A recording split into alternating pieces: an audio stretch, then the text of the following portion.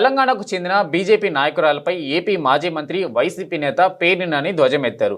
Telangana BJP నుండి ఒక ఆమె భజన చేసుకుంటూ తిరుమలకు వచ్చిందని, ఇది దిక్కుమాలిన తనమని దుయ్యబట్టారు. ఆమె ఆసుపత్రిలో భజన చేసుకోవాలని హితవు పలికారు. బిల్లుల పేరుతో ఆసుపత్రిలో దోచుకుంటూ రైలులో భజన చేసుకుంటూ వచ్చిందని, ఆమె ఆసుపత్రిలో హిందువులకు రూపాయి తగ్గించిందా అంటూ మండిపడ్డారు. ఆమె ఆసుపత్రి బాగోతాలు తెలియవా అని ప్రశ్నించారు. తిరుమల డిక్లరేషన్పై నాని స్పందిస్తూ, గతంలో మోడీతో పాటు ఏపీ గవర్నర్ సైతం తిరుమలకు వెళ్లారని, ఆయన డిక్లరేషన్ ఇచ్చారా అని ప్రశ్నించారు. అన్ని మతస్థుడిని డిక్లరేషన్ లేకుండా మోడీ ఎందుకు తీసుకువెళ్లారని బీజేపీ నేతలు ప్రశ్నించారా అని నిలదీశారు. హైందవ మతాన్ని, దేవుడిని నమ్మేవాడు బూట్లు వేసుకుని పూజలు చేస్తారా అని ప్రశ్నించారు. బూట్లు వేసుకుని చంద్రబాబు పూజలు చేశారని, అందుకు సంబంధించి అనేక వీడియోలు, ఫోటోలు సాక్ష్యాలుగా ఉన్నాయన్నారు. అటువంటి ఆయనను గురించి పవన్ మెచ్చుకోలుగా మాట్లాడడం విడ్డూరంగా ఉందన్నారు.